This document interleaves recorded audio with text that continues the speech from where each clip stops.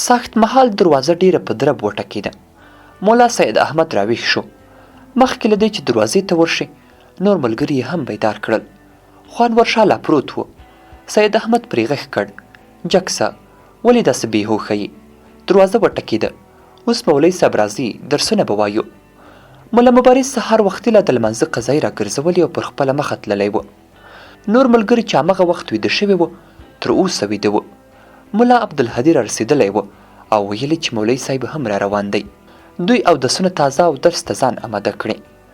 انورشاه دوه اسانه کتابونه شروع کړي وو چې کله به ملا عبدالهادي او کله به ملا خیرالله ورته ویل. سید احمد، محمد اسیب او قاري افضل په دوه کتابونو سره ګډ وو. نور بیا جلا جلا شروع کړي وو.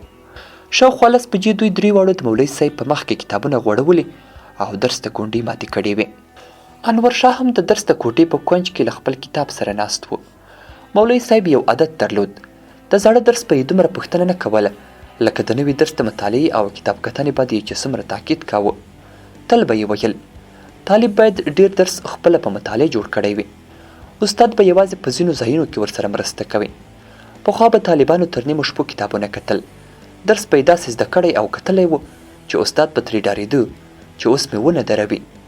مولوي صاحب په سید احمد غږ وکړ: ته نو د نوي سبق عبارت ووایه. سید احمد خو به ولې سترګې وموښلې. آصف یې په سنګل وواهه چې که د ځای په موندلو کې ورسره مرسته وکړي. خو له آصف نه خپله ځای ورک و. وروسته یې په توکل یو ځای شروع کړ. مولوي صاحب ته خوشکه ورغله. دا دی بل ملا غبي هم کشف شو. دغه ځای خو مو پرون لا ویلی. پرون مو په درېیمه لیکه کې په فصل ونه درابو. د مولوي صاحب په غوسه او خوشکو ملا سید احمد ته د قاري افضل خبره ور په زړه شوه چې ویل به یې که مولوي صاحب درته په سبق کې خوشکې کولې سرونه ټیټوئ، نورې خوشکې په دیوال لګېږي او په کیسه کې یې مه کېږئ. نږدې و چې وخاندي خو ځان یې کابو کړ او له فصل نه یې عبارت شروع کړ. څو کرښې عبارت یې لا نه و ویلی چې مولوي صاحب پرې غږ کړ: بس بس، اوس په تاسو دریو کې یو راته غرض د ماتن، بل غرض د شاعري او دریم اعتراض او جواب چې محشي بیان کړي دي ووایست. انورشاه کتاب سترګو ته نیولی و خو ټولو توجه یې دوی ته وه چې یاران څه ګلان کري. خو یاران غلي وو. د انجینر آصف سر داسې وزنګېده لکه خوب چې ورځي. مولوي صاحب پرې غږ کړ: د وردګو ملا صاحب، تا لکه چې ټوله شپه په کتاب کتلو تېره کړې، ته یې ووایه. انجینر آصف لا ځواب نه و ورکړی چې ملا سید احمد غږ کړ: مولوي صاحب، زه به یې ووایم. ملا سید احمد تر دې وخته متن راکتلی او پیل جملې مطلب یې اخیستی و. هغه یې بیان کړ خو مولوي صاحب ورته وویل چې نه شاباس، کتاب دې کتلی نه ده، ما زه دې ورکتلی دی. وروسته درس په جریان کې همدا کیسه روانه وه. مولوي صاحب پوښتنه وکړه او دوی ټول به غلي شول. قاري افضل خو به کله سید احمد هم په سنګل وواهه چې ځواب ووایه. د سبق په پای کې مولوي صاحب سوړ اسویلی وکیښ: ارمان ارمان، څه طالبان او څه درسونه وو، اوس دغسې بلاو ته پاته سوه. کاشکې چې اوس زما ملا نسیم وی چې درښودلی وی چې کتاب څنګه کتل کیږي او درس څنګه ویل کیږي. قاري افضل وویل: مولوي صاحب، ملا نسیم څوک دی؟ مولوي صاحب وویل: ملا نسیم له امریکایانو مخکې د امارت په دوره کې له ما سره دلته په حجره کې طالب و. اوس په طالبانو کې په مبارز مشهور دی. داسې همتي طالب و چې نیمه ورځ به یې دلته درس وایه او بیا به د چلیت لوی لور به یې راخیستی و. له پلار سره به یې رشکه ریبله.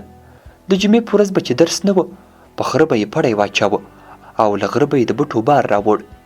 یو ورځ دلته په کلي کې د غنمو د لو اشر و. دی هم چکري ورغلی و. هلته یې له څو کلیوالو سره د غنمو د لو په رمبه کې مقابله کړې وه. له ټول اشر نه یې مخکې خپله مخه رسولې وه. لکه څنګه چې په ټول ژوند کې همتي و، په سبق کې هم همداسې همتي و. 18 بابه سر په میرې په یوه میاشت کې یاد کړ. د شمې بیتونه او د زرادي قوانین د ژبې په سر یاد و. درس ته چې به کېناست چې تا به په سوال خوله نه وچوله کړې، ده به یې ځواب درته ووایه. خو ارمان چې دغه خبیثان یا امریکایان نه وای راغلي، هغه بالکل سبق ته جوړ انسان و. خو چې امریکایانو حمله وکړه، دی هم له نورو مجاهدینو سره د شمال جنگي خط ته لاړ. چې راغی څه موده وروسته جاسوسانو پسې راواخیسته او امریکایانو یې د شپې کور محاصره کړ. دی له امریکایانو روغ ووت، خو له هغې ورځې وروسته یې ځان غیب کړ. اوس په مبارز مشهور دی او حکومت ډېر کوښښ پسې کوي. زما سخت ارمان دی، خیر دی، جهاد دې هم کولی خو چې سبق یې هم تکمیل کړی وای. قاري افضل ته په زړه کې ورتېره شوه چې ورته ووایي ستا د ګورت بیډۍ یا مولا مبارز خو خپله سبق نه وایي چې نه یې وایي خو اوس یې موږ هم ترې ایستلي یو. د مولوي صاحب د خبرو پر مهال انجینر آصف په ژور چورت کې ډوب و. د هغه سترګو ته د مولا مبارز څېره ولاړه وه. ګردو وهلی مخ، په ترې شونډې، په غوږو راپراته جړ ویښتان، له بېخوبۍ ستومانه سترګې او سپېره زاړه کالي په تن. هغه نامدار ځوان چې په شاوخوا کلیو کې یې د همت او ځوانمردۍ اوازه ګرځېده، اوس په خپله سیمه کې په لوس مخ نه شوی ګرځېدی، ځکه د خلکو په وینا په لمن پورې اور غوټه و.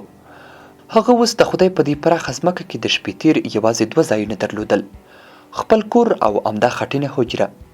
خو هغه د حجرې غوندې خپل کور ته هم د ورځې په رڼا کې تګ راتګ نه شوی کولی، ځکه سپین ږیري پلار یې عسکرو ته ویلي و چې خپل طالب زوی یې له کوره شړلی او وزیرستان ته تللی.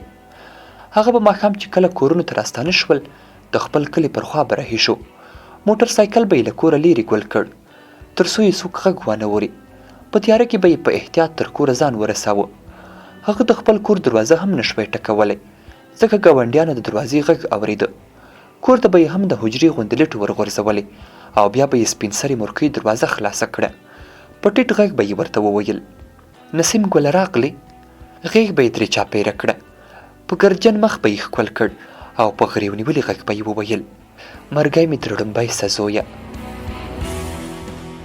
ماخوستن انورشاه له جلات ماما سره په مجلس و چې په دروازه کې غږ شو میلمانه دي. ابراهیم له څو تنو نورو ځوانانو سره د بیټک په وره راننوت. جلات خان په بستره ایښی پټکی خپل لغړ سر ته پورته کړ، چشمې یې سمې کړې او له ټولو سره یې په غېږ پوښتنه وکړه. وروسته ابراهیم د خبرو وار ونیو. دا څو ورځې تللي وه د ورګون خواته، ډاکټر صاحب ته مو کمپاین کاوه. دغه 2 ملګري د ورګون دي، هغه بل ځوان د کټواز د خوا دی، زموږ د ټیم ملګري دي. هلته مو ډېرې غونډې وکړې، خلکو د ډاکټر صاحب ډېر ښه هرکلی وکړ. جلات خان اکا غاړه تازه کړه، یعنې د لالو زوی په اورګون کې هم خلکو پیژانده. څه کوې چرګه په دې توند ښروا. میلمنو ښکته وکتل او د ابراهیم تنده یې ګونځې شو. ابا اوس خو یې ټول خلک وکیل صاحب بولي، خیر که ته یې هر څه بولئ، خو زما او دې میلمنو تر مخ خو یې لږ په سم نوم یادوه. جلات خان په بریتو کې مسکی شو. ښه زه نه وم خبر چې د تاسې خوا ورباندې بدېږي. یو زموږ نه، اوس د هر چا خوا ورباندې بدېږي، د ټولې منطقې وکالت ته ولاړ دی. نو ته کامیاب به شي او وکالت به وګټي. خامخا یې ګټي. پخوا خو زما هم لږ شک و، مګر چې اورګون ته لاړو هلته مو د یو چا په واسطه د اورګون د کمپاین له مشر جنرال ګارډنر سره هم وکتل. له هغه سره ډېر ښه مجلس وشو. ماسټر پیدا چې له موږ سره ملګری و ډېرې ښه ترجماني یې وکړه. ګارډنر ته د پیدا ترجماني دومره خوند ورکړ چې په آخر کې یې له لاسه ونیو چې ته به حتما له موږ سره په PRT کې ترجمان کیږي.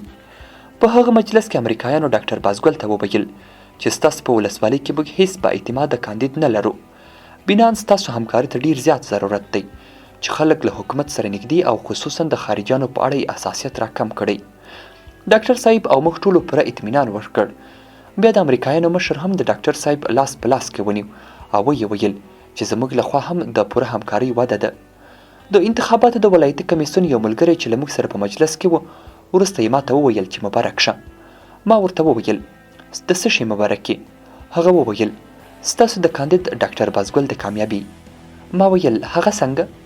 هغه وویل چې جنرال ګارډنر د چا په اوږه لاس کېښود بیا بل نر نه وینم چې په پکتیکا کې ترې کامیاب شي. د جلات خان کشر زوی یونس چې ډېرو شوتلو شکولو یې لاسونه شنه کړي وه او اوس میلمنو ته د چای اچولو لپاره د غولي په منځ ناست و، د ابراهیم د خبرو له اورېدو سره یې بې اختیاره وویل امریکایان خو سره کاپیران دي، تاسې هم ښو خلکو ته ورغلي یاست. په مجلس لږه شیبه خاموشي خپره سوه. میلمنو یو ځل بیا سرونه وځړول. ابراهیم په ټیټ غږ یونس ته وویل ته لا وړوکی ماشوم یې، په دې خبرو نه پوهېږي، او بیا یې د چایو له پیالې غوړپ وکړ. انورشاه ابراهیم ته مخامخ نغښتی ناست و. په زړه کې یې ډېرې خبرې وې خو په خوله یې نه راتلې. له بېتابۍ له کمر همداسې سره تاوېده او په ځای کې ښورېده. کله کله به یې له جلات خان اکا سره یوه خبره وکړه او چې ابراهیم به د خبرو وار ونیو بېرته به غلی شو. ابراهیم په خبرو کې وویل سبا نه بله ورځ د ولسوالۍ په مرکز کې یوه ډېره مهمه غونډه کیږي. له مرکز نه د انتخاباتو کمیسیون مشران او د ښرنې او ورګون د کمپاین امریکایان هم راځي. د مټاخان ولسوالۍ ټول کاندیدان هم راغوښتي دي. موږ ته ډاکټر صاحب وظیفه راکړه چې غونډې ته د خپل ټیم لخوا پوره امادګي ونیسو. ابراهیم د ماتې ژرندې غوندې ګړبېده او له هرې خوا ګډ و. وروسته یې وویل د انتخاباتو د کمیسیون هغه کارمند راته وویل چې امریکایان هغه کاندید ته ډېر اهمیت ورکوي چې د ښځو ملاتړ ولري یا یې په کمپاینرانو کې څو ښځې هم وي. اوس نه پوهیږو چې دغه کمی څرنګه پوره کړو. د ابراهیم دا وروستۍ خبره په جلات اکا ډېره درنه تمامه شوه. تنده یې تور او د بریتو ویښتان یې ورپېدل. د میلمنو له مخې یې ابراهیم ته څه ونه ویل، خو په ناراضۍ له مجلسه ولاړ شو او ویې ویل تاسې دغلته انتخابات سره کوئ، زه درنه ولاړم لمانځه ته. په جلات خان پسې یونس او انور شاه هم ولاړ شول او شیبه وروسته یې په مسجد کې په ملا عبدالهادي پسې صف تړلی و.